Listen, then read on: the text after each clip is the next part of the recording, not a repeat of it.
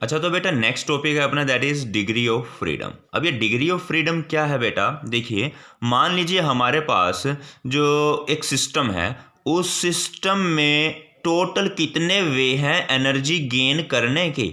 मतलब सिस्टम के अंदर कुछ पार्टिकल्स होंगे, वो पार्टिकल कितने वे से, कितने तरीके से एनर्जी को एक्वायर कर सकते हैं, उसी को बोलेंगे डिग्री ऑफ फ्रीडम।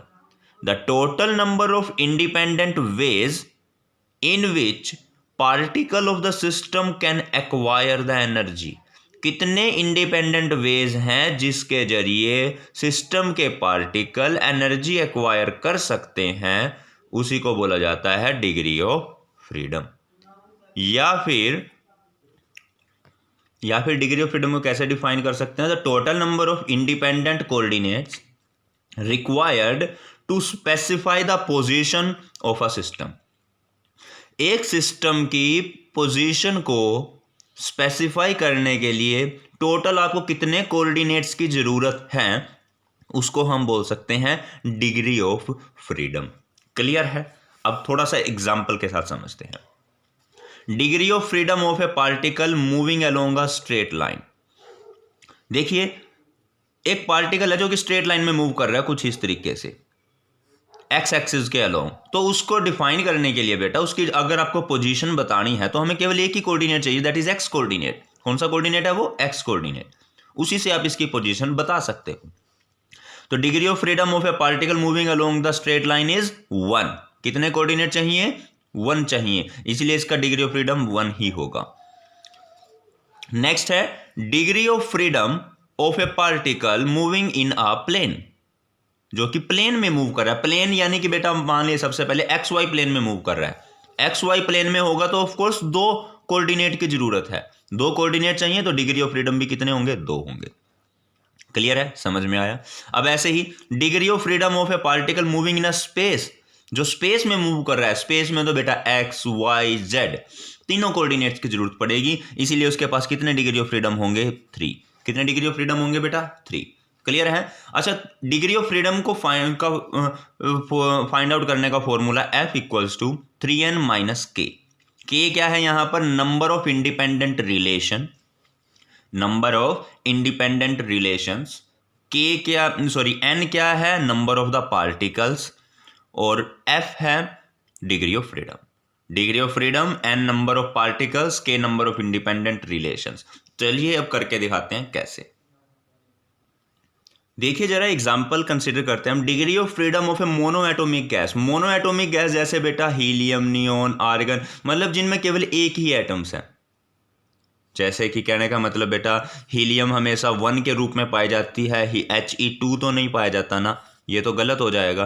तो वो केवल जो मोनो एटोमिक गैस हैं उसके कोई भी नंबर ऑफ इंडिपेंडेंट रिलेशन 0 होते हैं, वो किसी के साथ रिलेशन नहीं बनाती, दूसरे हीलियम के साथ वो बॉन्ड नहीं बना रही।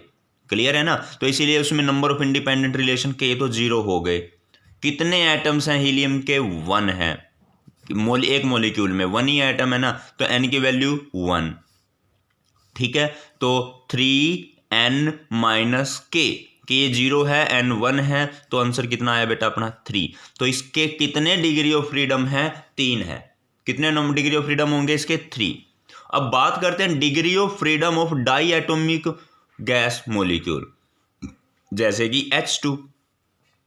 एक हाइड्रोजन दूसरे हाइड्रोजन से लिंक होगा इस तरह से। H2 में दोनों हाइड्रोजन एक दूसरे से क्या है? लिंक है। तो इसमें एक रिलेशन हुआ, एक हाइड्रोजन का दूसरे हाइड्रोजन से लिंक ऐसे होगा ना, यहां से इस बॉन्ड के जरिए होगा। तो नंबर ऑफ इंडिपेंडेंट रिलेशन यानी बेटा के की वैल्यू यहां पर कितनी? 1 हो गई। ठीक है, और नंबर ऑफ पार्टिकल कितने हैं? 2 हैं।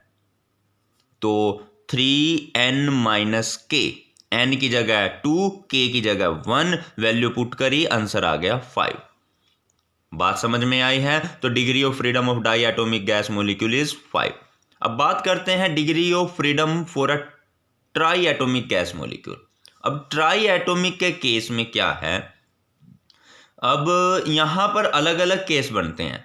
ट्राई एटोमिक स्ट्रक्चर ऐसा भी हो सकता है बेटा, A1 2 3 एक ही लाइन के अंदर, और ट्राई एटोमिक कुछ ऐसे भी हो सकता है। क्लियर है? तो ऐसा ट्राई एटोमिक मॉलिक्यूल जो कि लीनियर हो, 1 2 3 ऐसे एक ही लाइन के अंदर हो। इनमें देखिए कितने रिलेशन है, इसका रिलेशन एक इसके साथ हो गया 1, फिर इसका रिलेशन इसके साथ 2, तो नंबर ऑफ इंडिपेंडेंट रिलेशन कितने हुए यहाँ पर, इसका रिलेशन इससे, इसका रिलेशन इससे, टोटल 2 रिलेशन। तो k की वैल्यू 2 और n की value 3, total number of particle कितने हैं 1 2 3, तो n की जगह 3 और k की जगह 2 पुट करेंगे, आंसर आ गया अपने पास 7। That is your answer. Clear बेटा, समझ में आया।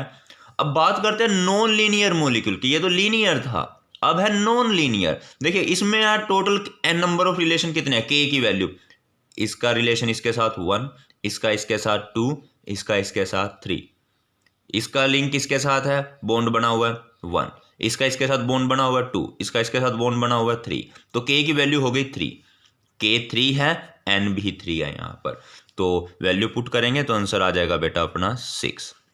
So this is your answer. Clear है बेटा। तो इस तरीके से आप degree of freedom find out कर सकते हो।